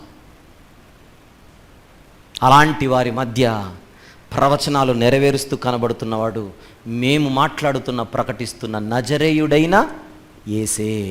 అది పాయింట్. నతనేలు గారు ఏం చెప్పారో మత్తయి సువార్త 16లో పేతురు గారు అదే చెబుతున్నారు. ఏమిటది? మీరైతే నేను ఎవడనని చెప్పుకొనుచున్నారని వారిని అడిగినందుకు సీమోను పేతురు, నీవు సజీవుడగు దేవుని కుమారుడవైన క్రీస్తు. నతనేలు ఏం చెప్పాడో పేతురు అదే చెబుతున్నాడు. బోధకుడా, నీవు దేవుని కుమారుడవు, ఇశ్రాయేలు రాజు. అదే చెప్తున్నాడు ఇక్కడ. నీవు దేవుని కుమారుడవైన క్రీస్తు. వెంటనే యేసుప్రభువు వారు అందుకు సీమోను బర్యోనా, నీవు ధన్యుడవు, పరలోకమందున నా తండ్రి ఈ సంగతి నీకు బయలుపరిచాడు. అనగానే యేసుప్రభుకి ఉద్దేశం, పొరపాటున నేను దేవుడని నువ్వు అనుకుంటున్నావేమో, నేను దేవుణ్ణి కాదు, కేవలం దేవుని కుమారుణ్ణే అని చెప్పే కాంటెక్స్ట్ కాదు ఇది. వీళ్ళందరూ ఎదురు చూస్తున్నారు, కానీ నేనే ఆయన నమ్మట్లేదు, మీరు నమ్మారు. ఎవరు బయలుపరిచారు మీకు? పరలోకమందున్న తండ్రి. ప్రవచనాలను, నెరవేరుతున్న ప్రవచనాలను మీరు నమ్ముతున్నారు, వారు నమ్మలేకపోతున్నారు. అందుకు మీరు ధన్యులు. అది పాయింట్. అంతేగాని పొరపాటున నేను దేవుడు అనుకుంటారేమో, మీరు దేవుడని నమ్మితే రేపు పొద్దున మీరు నరకానికి వెళ్ళిపోతారు, నన్ను దేవుని కుమారుడి దగ్గర ఆగిపోండి అన్న కాంటెక్స్టే కాదు ఇది. దీన్ని తీసుకొని దానికి అప్లై చేస్తారేంటి? పేతురు గారు ఎవరు? అపోస్తలుడు. యోహాను గారు ఎవరు? అపోస్తలుడు. అసలు అపోస్తలుడైన యోహాను యేసు ప్రభువును పరిచయం చేసిందే ఆది యందు వాక్యం ఉండెను, వాక్యము దేవుని యొద్ద ఉండెను, ఆ వాక్యము దేవుడై ఉండెను. ఆయన ఇంట్రడక్షన్ అది. తర్జుమా తప్పులు కాదు అది, ఇంట్రడక్షన్ అది, ట్రాన్స్లేషన్ మిస్టేక్ కాదు అది. ఆయన ఒరిజినల్ ర్యాంక్ ఏందో చెప్పాడు. ఆయన మన కోసం శరీరధారిగా ఈ లోకానికి వస్తాడని ముందే ప్రవచనాలు ఉన్నాయి. ఆ ప్రవచనాలలో ముఖ్యమైన ప్రవచనం ఒకటైంది సమూయేలు 2వ గ్రంథం 7వ అధ్యాయము 13-14 వచనాలు అని. యోహాను సువార్తలో ఈ యూదులు, ఇశ్రాయేలీలందరూ నమ్మవలసింది ఆయన గురించే అని సువార్త రాస్తూ అన్యజనులకు కూడా ఈ వార్త అందాలని గొప్పగా వ్రాయబడినటువంటి పుస్తకమే యోహాను సువార్త. చివరికి వచ్చేద్దాం. యోహాను సువార్తలోని 20వ అధ్యాయము 28వ వచనం జాగ్రత్తగా చూద్దాం. ముందుగా 28. అందుకు తోమా ఆయనతో, నా ప్రభువా, నా దేవా అని అంటున్నాడు. జాగ్రత్తగా చూడండి. యోహాను సువార్త 20వ అధ్యాయము 28వ వచనం. అందుకు తోమా ఆయనతో, నా ప్రభువా, నా దేవా అని అన్నాడు. నా ప్రభువా, నా దేవా అంటే my lord and my God అని కనబడుతుంటుంది. అంటే తోమా ఎవరు? అపోస్తలుడు. అపోస్తలుడైన తోమా గారికి యేసు ప్రభులు ఎవరు కనపడుతున్నారు? రాజు కనబడుతున్నాడు, దేవుడు కనబడుతున్నాడు. తోమాకు బుర్ర లేక, బుద్ధి లేక ఆ మాట అన్నాడని కొంతమంది అంటున్నారు. కాదు, అవిశ్వాసంతో చెప్పిన మాట కాదు అది. అపోస్తలులకున్న క్లారిటీ ఏంటి చెప్పండి? యేసుక్రీస్తు ప్రభు వారు ఒరిజినల్గా ఎవరు? దేవుడు. మన నిమిత్తం ఈ లోకానికి అనేకమైన బాధ్యతలు కలిగి వచ్చాడు. ఆ బాధ్యతల దృష్ట్యా ఆయన మెడలో కొన్ని ట్యాగ్స్ పడిపోతున్నాయి. ఆయనే ముందే ఒక జాగ్రత్త చెబుతున్నాడు. ఏం జాగ్రత్త? అబద్ధపు క్రీస్తులు వచ్చేస్తారు, అబద్ధపు క్రీస్తులు వస్తారు, జాగ్రత్త, నేనే క్రీస్తునని, లేదా క్రీస్తు ఇక్కడున్నాడు, క్రీస్తు అక్కడున్నాడు అనే భయంకరమైన దుర్బోధలు వచ్చేస్తాయి. కానీ మీరు మాత్రం నమ్మవలసింది ఎవరిని? నన్ను మాత్రమే. ఆ సువార్తనే, ఆ మాటలే తీసుకొని అపోస్తలులు బయటికి వెళ్ళారు. అదే 31వ వచనంలో చెబుతున్నాడు. యేసు దేవుని కుమారుడైన క్రీస్తు అని మీరు నమ్మి ఆయన నామమందు జీవము పొందినట్లు ఇవి వ్రాయబడెను. ఇప్పుడు మిమ్మల్ని అడుగుతున్నా, మళ్ళీ చదవండి 31వ వచనం. యేసు దేవుని కుమారుడైన క్రీస్తు అని మీరు నమ్మి ఆయన నామమందు జీవము పొందినట్లు ఇవి వ్రాయబడెను. అడుగుతున్నాను ఇప్పుడు, ఏ యేసు దేవుని కుమారుడైన క్రీస్తు అని నమ్మాలి? చెప్పండి. ఫిలిప్పు గారు నతనయేలు గారికి ఏ యేసునైతే పరిచయం చేశాడో ఆ యేసే దేవుని కుమారుడైన క్రీస్తు అని నమ్మాలి కానీ పొరపాటుని ఇంకెవరినో మీరు ఆ ప్రవచనాలు వాళ్ళకంటగట్టి నమ్మకూడదు. లేదా ఇంకా ఫ్యూచర్లో జరుగుతుంది, మరొక ఆయన వస్తాడని మీరు ఎదురు చూడకూడదు. ఇక ఎదురు చూపులకు అవసరమే లేదు. నిరీక్షణ ఆల్రెడీ, మనమందరం ఎదురు చూస్తున్నటువంటి నిరీక్షణ ఆల్రెడీ ఇక్కడ నెరవేరింది. ఆయన ఎవరో కాదు, నజరేయుడైన యేసు, దేవుని నజరేయుడైన యేసే ఈరోజు యూదులందరూ, ఇశ్రాయేలీలందరూ ఎదురు చూస్తున్న దేవుని కుమారుడైన క్రీస్తు. అది నమ్మడానికే ఇవన్నీ వ్రాయబడ్డాయి. చెప్పండి, యోహాను సువార్త ఎందుకు రాయబడిందట? పాత నిబంధనలో ప్రవచనాలు ఏవైతే ఉన్నాయో అవన్నీ నజరేయుడైన యేసులో నెరవేరాయి అని నిరూపించడానికి ఈ సువార్త, ఈ పుస్తకం అనేది రాయబడింది. కానీ అపోస్తలులకు ఉన్న క్లారిటీ ఆ రోజుల్లో ఎవరికి లేదు? చెప్పండి, ఆ రోజుల్లో ఎవరికి లేదు? మిగిలిన ప్రజల్లో చాలామందికి లేదు. మిగిలిన వాళ్ళు కొంతమంది నెమ్మదిగా తెలుసుకుంటూ వస్తున్నారు. కానీ వాళ్ళందరి మధ్య సామాన్యుడిగా, వాళ్ళందరి మధ్య అందరిలో ఒకడిగా తిరుగుతుంటే ప్రవక్తలు ప్రవచించిన అంత గొప్ప ప్రవచనాలు ఈయనలో నెరవేరుతున్నాయని మాత్రం గుర్తించలేకపోయిన ఆనాటి జన పరిస్థితి అది. అపోస్తలుల బాధ్యత ఏంటి? ప్రవక్తలు చెప్పిన ప్రవచనాలు ఆయనలో నెరవేరాయి అని చెప్పడానికి. అందుకే యోహాను గారు ఇలాంటి దుర్బోధలు ఉంటాయనే ఉద్దేశంతో కాబోలు ముందే చెప్పాడు, మేము దేవుని కుమారుడని నజరేయుడైన యేసే దేవుని కుమారుడైన క్రీస్తు అని చెప్పడంలో ఉద్దేశం ఆయన దేవుడు కాదనే ఉద్దేశం కాదు, ఆయన ఒరిజినల్ ర్యాంకే దేవుడు అని మొదటి వచనంలో ఇంట్రడ్యూస్ చేసుకొని స్టార్ట్ చేశాడు పుస్తకం. అర్థమైంది పాయింట్? యోహాను గారు యేసు ప్రభుని ఇంట్రడ్యూస్ చేసింది ఎలా, పరిచయం చేసింది ఎలా? దేవునిగా. ఆయన మనందరి కోసం ఆకారమందు మనుషుడిగా కనబడి తనను తాను రిక్తునిగా చేసుకున్నాడు. ఆ క్రమంలో పాత నిబంధనలోని ప్రవచనాలను ఆయన నెరవేర్చాడు. అంటే ఇది ఉద్దేశం ఏంటి? ఇక మీరు ఎవరి గురించి ఎదురు చూడాల్సిన అవసరం లేదు. విషయం ఏంటంటే, ఆయనను అపార్థం చేసుకున్న వారిలో పౌలు గారు కూడా ఒకరు. ప్రారంభంలో ఆయన పేరెత్తితేనే లేపేస్తున్నాడు జనాల్ని, ఆయన పేరెత్తితేనే బంధించేస్తున్నాడు, ఆయన పేరెత్తితేనే ఒళ్ళంతా మండిపోతుంది. ఎవరికి? పౌలు గారికి. క్రీస్తు వస్తాడు నమ్ముతున్నాడే కానీ నజరేయుడైన యేసే మేమందరం ఎదురు చూస్తున్న క్రీస్తు అని పౌలు గారికి క్లారిటీ రాలేదు. ఎప్పుడు వచ్చింది? దమస్కుకి వెళ్ళేటప్పుడు వచ్చింది. సౌలా నీవేళ నన్ను హింసించును, ఎవరు ప్రభువా? నీవు హింసించుచున్న యేసును. అంతేనా? నీవు హింసించుచున్న యేసు.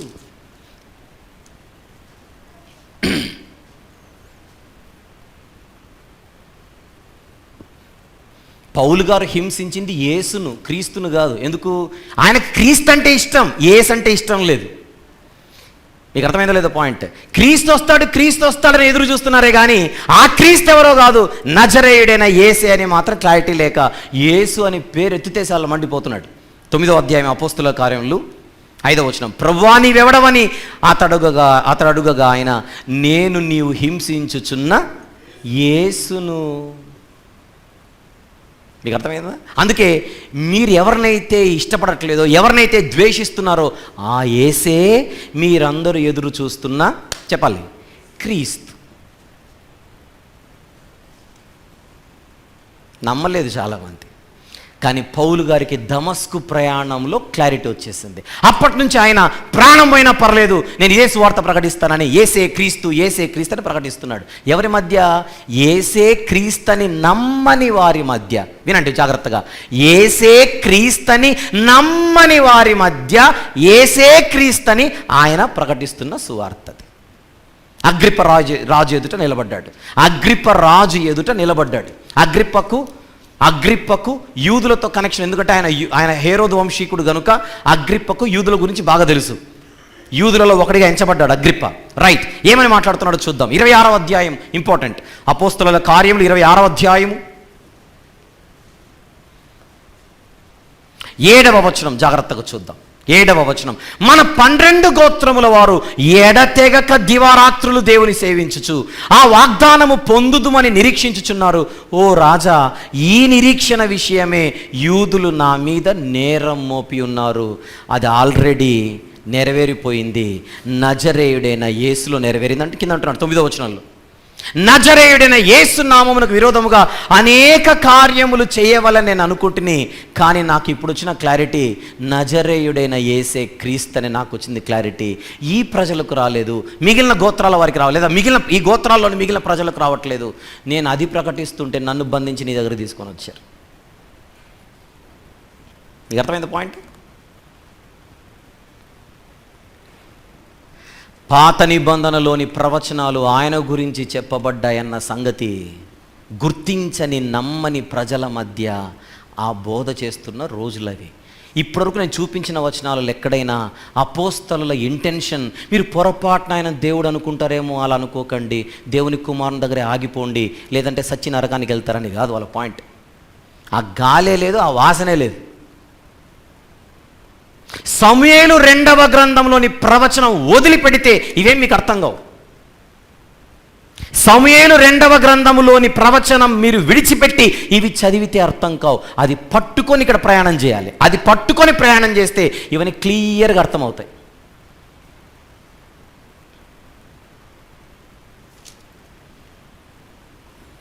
విషయం ఏంటంటే, ఆయన బతికున్నప్పుడు నమ్మని వారు ఆయన మరణించి తిరిగి లేచిన తర్వాత చాలామంది నమ్మడం మొదలుపెట్టారు. ముఖ్యంగా ఆయన ఇంట్లోని తోబుట్టువులే. మరియమ్మ గారికి యేసుప్రభు వెళ్ళిపోయిన తర్వాత, యేసుప్రభు తర్వాత మిగిలిన పిల్లలు పుట్టారా లేదా? వాళ్ళందరూ నమ్మారా యేసుప్రభుని? ఫస్ట్లో నమ్మలేదు. ఆయన శరీరధారిగా ఉన్నప్పుడు నమ్మలేదు. ఆయన మరణించి సమాధి చేయబడి తిరిగి లేచిన తర్వాత వారికి విశ్వాసం వచ్చింది. Yes or no? వాళ్ళే కాదు, చాలామందికి ఆయన పునరుత్థానుడైన తర్వాత విశ్వాసం పెరిగింది. అమ్మో, ఆయన నామేమో రిజెక్ట్ చేసింది, ఆయన నామేమో వద్దనుకుంది, ఆయన నామేమో తృణీకరించింది, కానీ మేమందరం ఎదురు చూస్తున్నది ఆయనే అని అప్పుడు ఆయన యందు వీళ్ళు విశ్వాసం ఉంచడం మొదలుపెట్టారు. ఆ మాటే రోమా పత్రికలో పౌలు భక్తుడు చెబుతున్న మాట. 1వ అధ్యాయం, రోమీయులకు వ్రాసిన పత్రిక 1వ అధ్యాయం 7వ వచనములోని మధ్యలోని మాట, యేసుక్రీస్తు శరీరమును బట్టి దావీదు సంతానముగాను. చూడండి మాట, శరీరమును బట్టి దావీదు సంతానముగాను, మృతులలో నుండి పునరుత్థానుడైనందున పరిశుద్ధమైన ఆత్మను బట్టి దేవుని కుమారుడుగాను ప్రభావముతో నిరూపింపబడెను. శరీరమును బట్టి దావీదు సంతానముగా. మత్తయి సువార్త 1వ అధ్యాయంలో దావీదు వంశావళి కనబడుతుంది.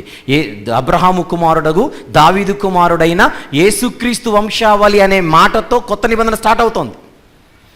శరీరమును బట్టి ఆయన దావీదు సంతానమని నిరూపించబడింది. అందుకే ఆ వంశావళి చిట్ట, ఆ రాయల్ లైన్ కనబడుతుంది వెనకల.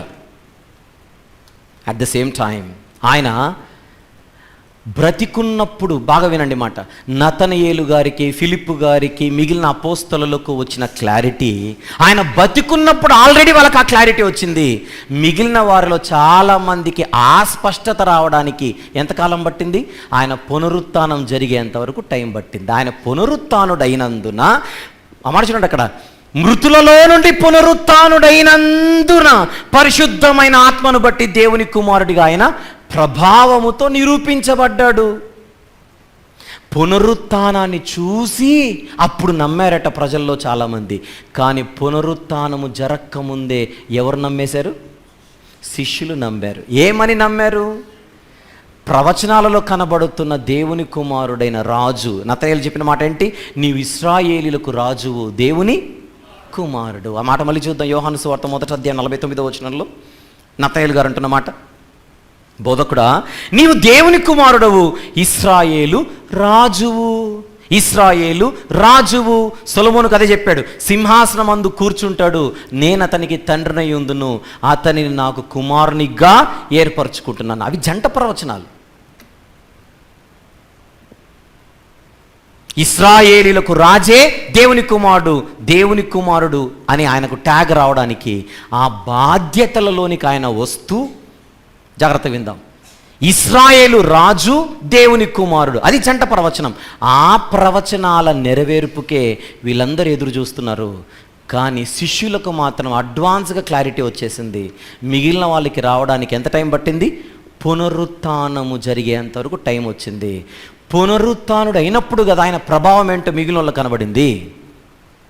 పునరుత్థానుడు అయిన తర్వాత కదా ఆయన సామాన్యుడు కాదనే క్లారిటీ వచ్చింది. ఆయన సామాన్యుడు కాదన్న విషయం శిష్యులకు ఎప్పుడో తెలుసు. ఆయన సామాన్యుడు కాదు, మేము ఎదురు చూస్తుంది ఆయన కోసమేనని ఆయన రెజరెక్షన్ జరిగినప్పుడు ప్రూవ్ అయింది. కానీ రెజరెక్షన్ జరగకముందే శరీరమును బట్టి దావీదు సంతానముగా రావలసింది ఆయనేనని వీళ్ళకు వచ్చేసింది క్లారిటీ. ఎవరికి? శిష్యులకు.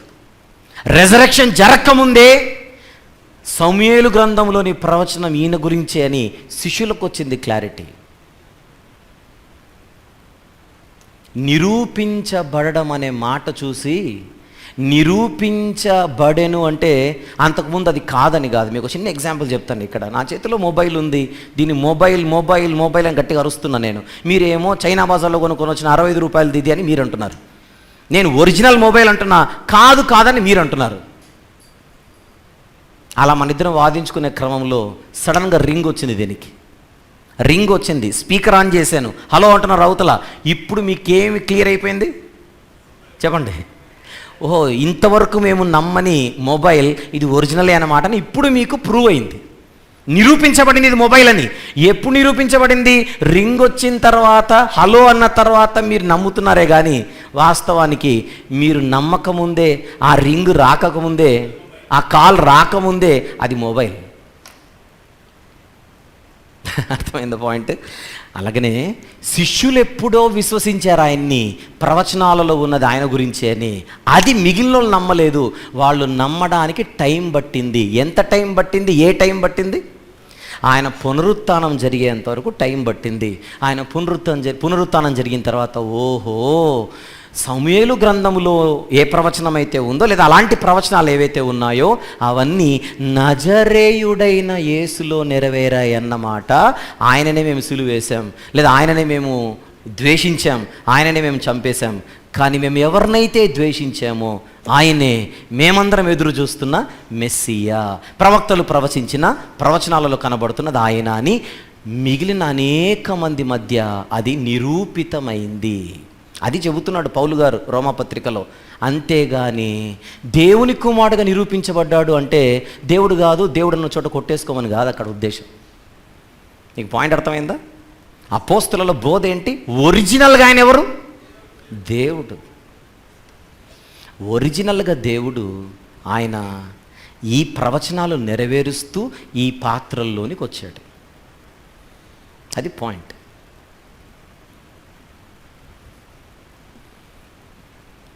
ఈ భాగములో మీరందరూ మనసులో పెట్టుకోవలసిన ఒకే ఒక ప్రవచనం సమూయేలు 2వ గ్రంథము 7వ అధ్యాయంలోని 13, 14 ప్రవచనాన్ని మనసులో పెట్టుకునే మిగిలినవి చూడాలి. అది మిస్ అయిందా ఇదొక్క ముక్క అర్థం కాదు. విషయం ఏంటంటే సమూయేలు 2వ గ్రంథములోని ప్రవచనానికి అడిషనల్గా మరొక కవల ప్రవచనం ఉంది. ట్విన్ ప్రాఫెసీ అంటాం దాన్ని. ఏమంటాం దాన్ని? Twin prophecy. ఆ ట్విన్ ప్రాఫెసీ తెచ్చుకోకపోతే ఇది ఇంకా పూర్తయినట్టు కాదు. జాగ్రత్తగా ఈ మాట వినాలి. దేవుని కుమారుడు అనగా ఏమిటి అనేటువంటి అంశంపై శీర్షిక నడుస్తోంది. అందులో మొదటి భాగంలో ఒకటి చెప్పాను, కన్యక గర్భము ధరించడం గురించి మాట్లాడాను. 2వ భాగములో నేను తీసుకున్న ఒకే ఒక ప్రవచనం సమూయేలు 2వ గ్రంథం మాత్రమే. దీనికి అడిషనల్గా మరొక ట్విన్ ప్రాఫెసీ ఉంది. అది కూడా తెచ్చుకుంటే ఇది పూర్తయినట్టు. అంటే దీని అర్థం నేను దీనిని ఇంకా పూర్తి చేయలేదు. సమూయేలు 2వ గ్రంథములో 7వ అధ్యాయంలో ఉన్నటువంటి ప్రవచనాన్ని ఇంకా నేను సంపూర్ణంగా వివరించలేదు.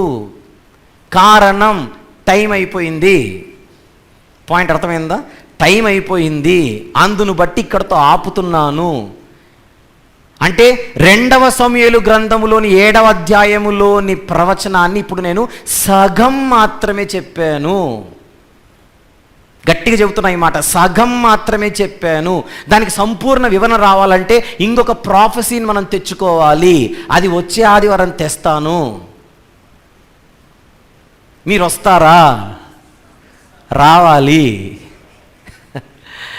మరి వచ్చే ఆదివారం ఏం మాట్లాడుతున్నాం మనము? దేవుని కుమారుడు అనగా ఏమిటి, పార్ట్ 3. ఇంత పెట్టుకుంటే అది అర్థమవుతుంది. ఆ ఒక్క ముక్క పట్టుకొని వస్తారా? దేవుని కుమారుడు అయితే నిత్యజీవం వస్తుంది, లేదంటే రాదని అంటారా? ఎవరు చెప్తున్నారు మీరు ఇవన్నీ? ఎవరికి చెప్పేది? యోహాను సువార్త 20వ అధ్యాయంలో దేవుని కుమారుడు నమ్మితేనే నిత్యజీవం వస్తుంది, లేదంటే సచ్చి నరకానికి పోతామని కాదు అక్కడ పాయింట్. పొరపాటున దేవుడని నమ్మితే ఇంక అయిపోయిన మీ బతుకులు అయిపోయినట్టే, ఏ పెన్నారు ఎవరో ఏ గోదావరి చూసుకొని దూకి చావండి అని కాదు అక్కడ. ఆయన పరిచయం చేసిందే దేవుడని అది మర్చిపోతే ఎలా? అపోస్తలుల బోధ ఏంటంటే ఒరిజినల్గా ఆయన దేవుడు, పలానా కారణాన్ని బట్టి ఆయనకి ట్యాగ్ వచ్చింది. ముఖ్యంగా ఇప్పుడు మనం మాట్లాడుకుంటోంది ఆ ప్రవచన నెరవేరు పాయింట్లో జరిగింది. అది నమ్మండి. ఇంక ఎవరి కోసమో పరుగులు ఎత్తకండి. మీరేంటి ఎవరి కోసమో చూస్తున్నారు? పుణ్యం రావాలని, పరలోకం రావాలని, స్వర్గం రావాలని. మీ నిరీక్షణ ఎవరి కోసం? దేనికోసం? అపోస్తలులు అడుగుతున్న ప్రశ్న ఆనాటి సమాజాన్ని, ఎవరి కోసం ఎదురు చూస్తున్నారు? వాళ్ళు అంటున్నారు క్రీస్తు కోసం. 12 గోత్రాల వారి దగ్గరికి వెళ్ళి మీరు ఎవరి కోసం ఎదురు చూస్తున్నారంటే వాళ్ళు చెప్పే ఆన్సరే మెస్సియ కోసం అని అంటారు. పిచ్చా మీకు? ఆ మెస్సియ మేము ప్రకటిస్తున్నా యేసే. అది పాయింట్ అక్కడ. మెస్సియ కోసమే ఎదురు చూస్తున్నారట, వీళ్ళు ప్రకటించే యేసు మాత్రం వద్దట. ఎట్లున్నది? అందుకే యేసే క్రీస్తు, యేసే క్రీస్తు. అదే అపోస్తల కార్యాలు మొత్తం చదివితే మీకు అదే బోధనే కనపడుతుంది, మీకు అదే కనపడుతుంది. ఒక్క మాట చూద్దాం. అపోస్తల కార్యాలు 17:3, 2-3 వచనములు మొదటి నుంచి చూద్దాం, ఇంకా మీకు బాగా అర్థమవుతుంది. 17వ అధ్యాయం అపోస్తల కార్యాలు మొదటి నుంచి. వారు అంఫిపొలి అపోల్లోనియ పట్టణముల మీదుగా వెళ్ళి తెస్సలోనికకు వచ్చిరి. అక్కడ యూదుల సమాజ మందిరం ఒకటి ఉండెను గనుక పౌలు తన వాడుక చొప్పున సమాజపు వారి యొద్దకెళ్ళి, ఏ సమాజపు వారి యొద్దకెళ్ళి? యూదుల సమాజం వారి దగ్గరికి వెళ్ళి, క్రీస్తు శ్రమపడి మృతులలో నుండి లేచుట ఆవశ్యకమనియు నేను మీకు ప్రచురము చేయు యేసే క్రీస్తయ్యున్నాడని లేఖనములలో నుండి దృష్టాంతములెత్తి విప్పి చెబుతూ వారితో తర్కిస్తున్నాడట. ఎవరితో తర్కిస్తున్నాడు? యేసే క్రీస్తని నమ్మని వారికి వాళ్ళు చెబుతున్నారు. యేసే క్రీస్తని నమ్మని వారికి వాళ్ళు చెబుతున్నారు. ఇప్పుడు మనమేం చెప్పాలి? అది ప్రశ్న. మనం ఏమని బోధించాలి? మీలో ఎంతమంది నజరేయుడైన యేసే క్రీస్తుని నమ్ముతున్నారు? చేయెత్తండి. Very good. సమూయేలు 2వ గ్రంథం 7వ అధ్యాయంలోని ప్రవచనం నజరేయుడైన యేసులో నెరవేరిందని ఎంతమంది నమ్ముతున్నారు? చేయెత్తండి. Very good. ఆయన దేవుడు మాత్రం కాదనే వాళ్ళు ఎవరైనా ఉన్నారా అంటే ఇప్పుడు మీరు చేయెత్తారనుకోండి. ఇప్పుడు నా సబ్జెక్ట్ మార్చుకొని మీకేం చెప్పాలి నేను? మీరు యేసే క్రీస్తుని నమ్ముతున్నారు, నో ప్రాబ్లం. ప్రవచనాలలో కనబడుతున్న ఆయనే ఇప్పుడు నేను ప్రకటిస్తున్న యేసు అని, బైబిల్లో కనబడుతున్న క్రీస్తుని యేసు అని మీరు నమ్ముతున్నారు, నాకు నో ప్రాబ్లం. ఇప్పుడు మీ దగ్గర ప్రాబ్లం ఏముంది? ఆయన ఒరిజినల్ ర్యాంక్ మీరు గుర్తించట్లా. ఆయన ఒరిజినల్ ర్యాంక్ ఏంటి? దేవుడు. అది మీరు ఒప్పుకోనప్పుడు నేను మీకేమని చెప్పాలి? నువ్వు క్రీస్తుని నమ్ముతున్నావు, యేసుని నమ్ముతున్నావు, రాజని నమ్ముతున్నావు, దేవుని కుమారుని కూడా నమ్ముతున్నావు. ఇక నువ్వు నమ్మాల్సింది ఒకటే ఉంది, ఆయన ఒరిజినల్ ర్యాంక్ని కూడా నమ్ము. అంతేనా? వీళ్ళు దేవుని కుమారుడిని ప్రకటించట్లేదు, దేవుడిని ప్రకటిస్తున్నారని కాదు ఇక్కడ పాయింట్. మీరు దేవుడని నమ్మట్లేదు కనుక దేవుడిని ప్రకటిస్తున్నాం. దేవుడే కానీ దేవుని కుమారుడు కాదంటారా? అప్పుడు మాది ఆబోధ అవుతుంది. అప్పుడు మళ్ళీ మీకు పిచ్చి, ఆయన దేవుడు మాత్రమే కాదు, ఆయన మెడలో దేవుని కుమారుడు ఉంది, అది కూడా నమ్మండి అని చెప్పాల్సి వస్తుంది. ఆయన దేవుడు ఓకే, దేవుని కుమారుడు ఓకే, రక్షకుడు కాదన్నారు అనుకోండి, ఇక మీకు దేవుడు అని చెప్పము, దేవుని కుమారుడు అని చెప్పి ఏమని చెప్పాలి? ఇప్పుడు రక్షకుడు అని చెప్పాలి. అది పరిస్థితి ఇక్కడ. రోగం ఏది ఉంటే మందది ఇవ్వాల్సి వస్తుంది. అన్ని దాంట్లో నువ్వు శారీడానే ఇవ్వమంటావు ఏంటి?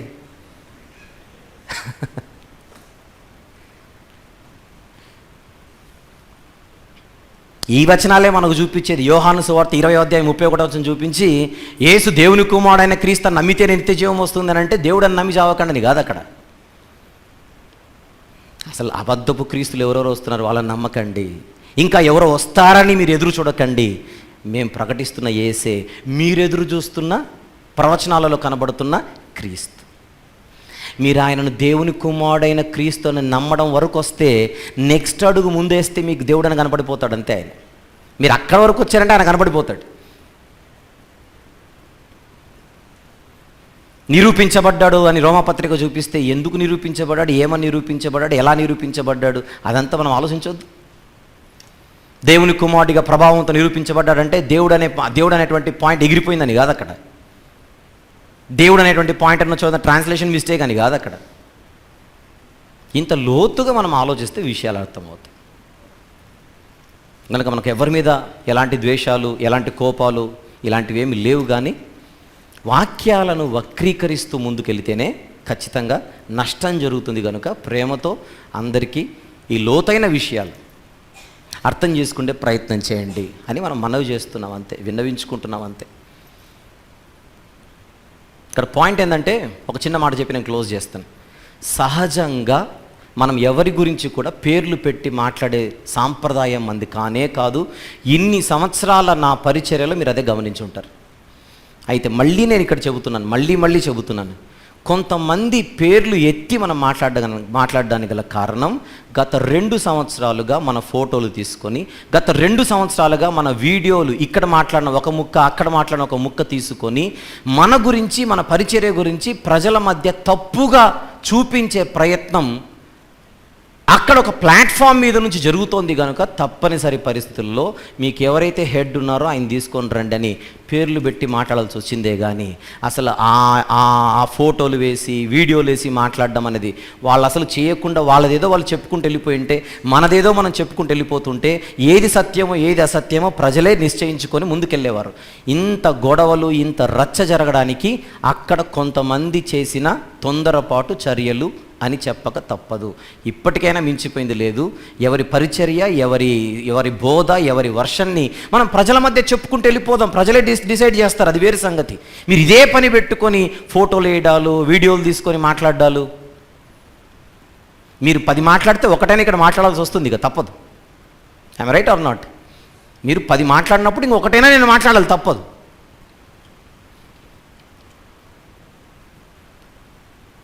నేను ఎప్పుడు కూడా మనం 3వ వ్యక్తులకు అవకాశం ఇవ్వకూడదు. వేరే వాళ్ళకు మనం అవకాశం ఇచ్చి మనమందరం కూడా నవ్వులు పాలయ్యేటువంటి పరిస్థితులు ఉండకూడదనే చాలా నిగ్రహముతో పోనీలే అని ఎంత చూసినా అదే పనిగా ఇలాంటి ఒక ప్రొవోకింగ్ యాక్టివిటీస్ చేయడం వలన తప్పనిసరి పరిస్థితుల్లో జరిగాయి. కొంతమంది సహోదరులు నాకు ఫోన్ చేసి ఇదే చెప్పాను, అక్కడ ఆపేయమని చెప్పండి. ఆ ఫోటోలు వేయడాలు, వీడియోలు మాట్లాడాలి, నీ వర్షం అయితే నువ్వు చెప్పుకో, ఇది అని చెప్పు. ఇప్పుడు నేను చెప్పాను కదా ఈరోజు, ఇది అని చెప్పు. మీ వర్షం ఏదో మీరు చెప్పండి, నమ్మితే నమ్ముతారు, లేదంటే లేదా వేరే సంగతి. ఇది ఇలానే కంటిన్యూ అయితే తప్పదు, ఇలానే మాట్లాడాల్సి వస్తుంది. ఇక ప్రతిసారి పేర్లు ఎత్తి మాట్లాడాల్సి వస్తుంది. అవసరమా ఇదంతా? అవసరం అంటారా చెప్పండి? కనుక అక్కడ ఉన్నటువంటి సహోదరులతో ఎవరికైనా పరిచయం ఉంటే, నేను ఆల్రెడీ చెప్పాను, కొంతమంది ఫోన్ చేస్తే చెప్పమని చెప్పాను, అది ఆగకుండా ముందుకెళ్తే మాత్రం సమస్యలు ఎక్కువ అవుతాయి, కానీ ఖచ్చితంగా తక్కువ అయ్యే పరిస్థితి లేదు. The ball is in there court, they have to decide. ఎవరైతే ఆ ప్లాట్ఫామ్ మీద నుంచి మాట్లాడుతున్న సదరు సహోదరులు ఉన్నారో వీళ్ళు పదే మన వీడియోలు తీసుకొని చిన్న ముక్కలు కట్ చేసి తప్పుగా ప్రజెంట్ చేసే ప్రయత్నం చేస్తున్నారు. కనుక ఈ సాంప్రదాయానికి వారు ఎంత త్వరగా ఫుల్ స్టాప్ పెడితే అంత చక్కగా అందరి పరిచర్యలు ముందుకు సాగుతాయి. సత్యమేదో అసత్యమేదో, ధర్మమేంటో అధర్మమేంటో ప్రజలు నిర్ణయిస్తారు. అలాగనే ఈరోజు 2వ భాగం నేను ఏదైతే చెప్పానో ప్రజలందరితో నేను మళ్ళీ చెబుతున్నాను, విన్న వాళ్ళందరితో మీరు సమూయేలు 2వ గ్రంథములోని ప్రవచనాన్ని 100 సార్లు చదివి ఇవన్నీ వినండి. 100 సార్లు చదివిన తర్వాత నతనేలు గారి దగ్గరకు రండి. సమూయేలు 2వ గ్రంథంలోని ప్రవచనం ఒక 1000 సార్లు చదవండి. తర్వాత మత్తయి సువార్త 16కు వచ్చి నీవు సజీవుడగు దేవుని కుమారుడైన క్రీస్తు అని పేతురు గారు అన్నప్పుడు శభాష్ అని యేసు ప్రభు ఎందుకు అన్నాడో అప్పుడు మీరు అర్థం చేసుకోండి. మళ్ళీ సమూయేలు 2వ గ్రంథంలోని ప్రవచనం ఎన్నిసార్లు చదువుతారో అన్నిసార్లు చదవండి. అప్పుడు యోహాను సువార్త 20:31కి రండి. సమూయేలు 2వ గ్రంథం 7వ వచనం చదవండి. అప్పుడు రోమపత్రిక 1:7కి రండి. అప్పుడు ఇవి అర్థమవుతాయి. అది వదిలేస్తే ఇట్లా చుట్టుకుంటారు మనల్ని. దేవుని కుమారుడు ఉంది కదా, దేవుని కుమారుడు ఉంది కదా. మీరు ప్రవచనాలు చదవరా? ఆ ప్రవచనాల్లో సంకల్పం అర్థం కాదా?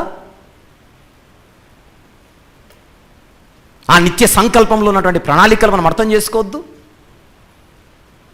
అది ప్రవచన సారం.